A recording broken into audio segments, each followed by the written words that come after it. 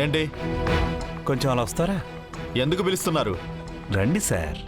ఏం చేస్తున్నావు? ఉండండి సార్, చెప్తాను. సార్ మీరు రండి ప్లీజ్. పదండి పదండి.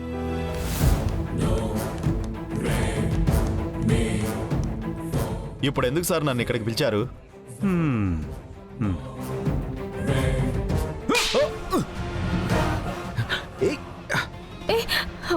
అమ్మా, ఎంత ఇచ్చాడ్రా వాడు?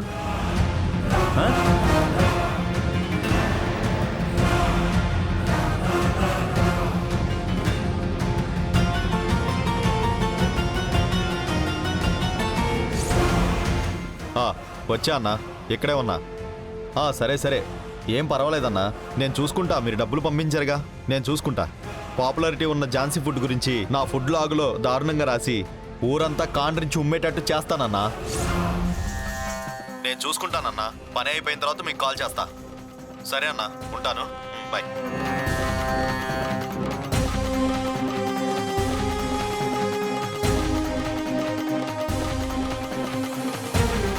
నువ్వు కెమెరా తీసి స్టార్ట్ చేసినప్పుడే నేను వీడియో తీయడం మొదలుపెట్టాను. ఏంటి, ఝాన్సీ హోటల్కి వెళ్ళు, గొడవ చేస్తే ఫుల్గా డబ్బులు ఇస్తా అన్నారా? ఇదే పని. ఒక్క కెమెరా ఉంటే చాలు, ఏమైనా చేసేయచ్చు కదా. ఎవరు అసలు మీకు పర్మిషన్ ఇచ్చేది? మంచి హోటల్కి చెడ్డ పేరు తెస్తారా? తప్పులు చేసే హోటల్కేమో సూపర్ హోటల్ అని ప్రమోషన్ చేస్తారా? నీలాంటి వాళ్ళందరికీ ఒక 4 తగిలిస్తే నీలాగా డబ్బుల కోసం కక్కుర్తి పడుతున్నారే, మీరందరికీ మంచి లెసన్ అవుతుందిరా. సార్ సార్ వద్దు సార్, ప్లీజ్ సార్. సార్ వద్దు సార్.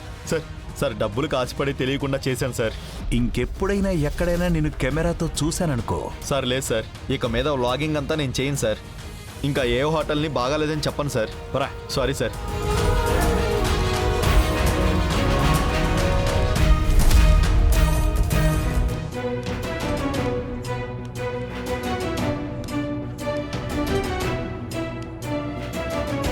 వాడు వచ్చిన దగ్గర నుంచి మార్చి మాట్లాడుతున్నాడు. అక్యూజ్ చేయడమే పనిగా పెట్టుకున్నాడు.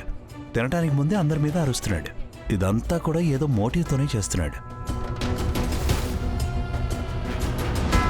Customer is not always right. Even the company is not always right. But we should always be రైటీస్.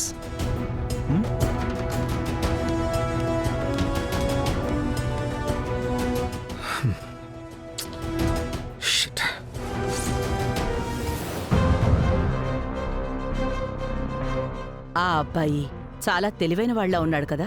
అవును ఝాన్సమ్మా, నిజాయితీ ఉన్నవాళ్లా ఉన్నాడు. సరైన విషయాలకి రియాక్ట్ అవుతున్నాడు.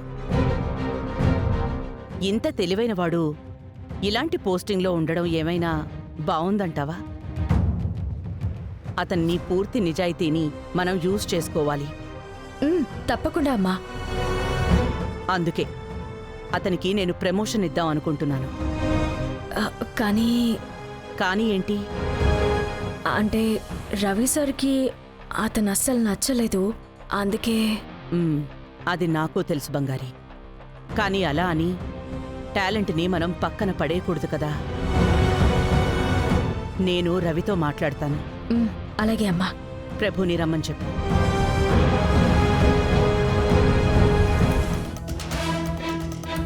హాయ్ ప్రభు, ఝాన్సమ్మ మిమ్మల్ని క్యాబిన్కి రమ్మంటున్నారు. యా, ఓకే రండి.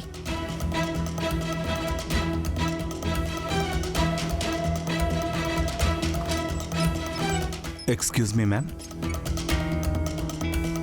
Come in.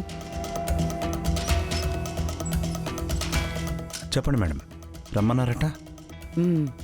మీకు టక్కున కోపం వచ్చేస్తూ ఉంటుంది కదూ. ఎక్కడ తప్పు జరిగినా అడ్డుపడతారా? తప్పుని ఎదిరించడం తప్ప దాన్ని చూస్తూ ఊరుకోవడం తెలియదు మేడం.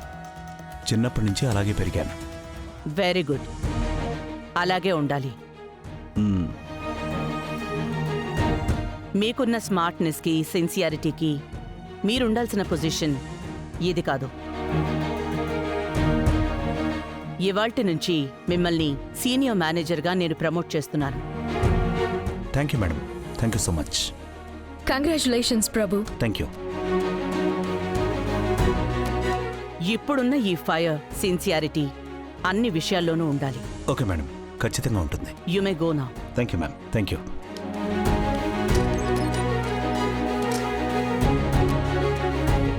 బంగారి, ఎందుకంత డల్గా ఉన్నావు? అలాంటిదేం లేదమ్మా. ఏ మీ ఆయనకి నచ్చని వ్యక్తినొకరిని పిలిపించి నేనే అతనికి ప్రమోషన్ ఇవ్వడం నీకు బాధ కలిగించిందా? చచ్చా, అలాంటిదేం లేదు జాన్సమ్మా. మరి అంటే అత్త ఇంకా నా మీద కోపంగానే ఉన్నారు. ఎప్పటికీ ఆ కోపం తగ్గుతుందో తెలియట్లేదు. పోనీలేండి, ఈ మధ్య కొంచెం మంచిగా మాట్లాడుతున్నారు అనుకుంటే ఇప్పుడు ముందులాగే అయిపోయింది. అర్థమైంది. అలా అని మీనా కోపంగా ఉంది కదా అని నువ్వు ఫీల్ అయితే రైట్ అవుతుందా? కూల్ డౌన్ చెయ్యి. ఒకరోజు నువ్వు తన మనసు ఖచ్చితంగా గెలుస్తావు. ఉమ్.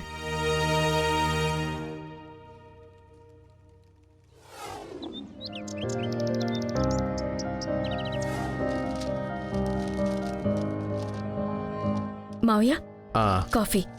థ్యాంక్ యూ అమ్మా. ఏమండి, బంగారి, హాల్లో నా ల్యాప్టాప్ ఉంది, కొంచెం తీసుకొస్తావా? ఓకే జాన్సమ్మా.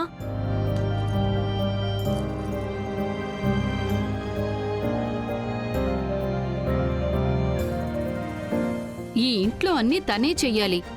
నేనెందుకు ఇంట్లో ఉన్నాను అని నాకు తెలియటం లేదు. నాకంటూ ఏ బాధ్యత లేదా? ఎవరికి నేను అవసరం లేదా?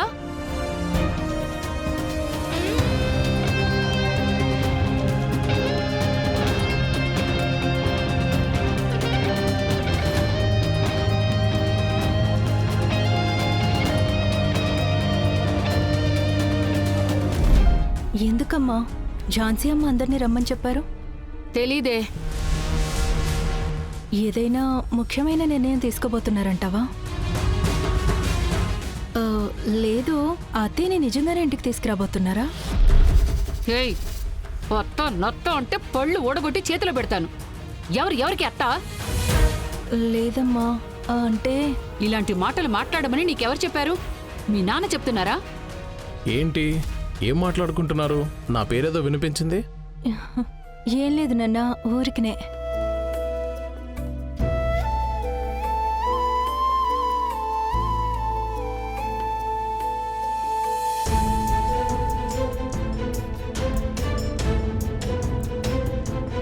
ఏంటి జాన్సమ్మా? రేపు ఏం రోజో నీకు తెలుసా?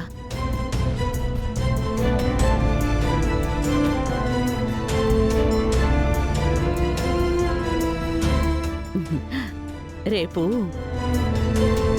నా జైరాం పుట్టినరోజు. ఆ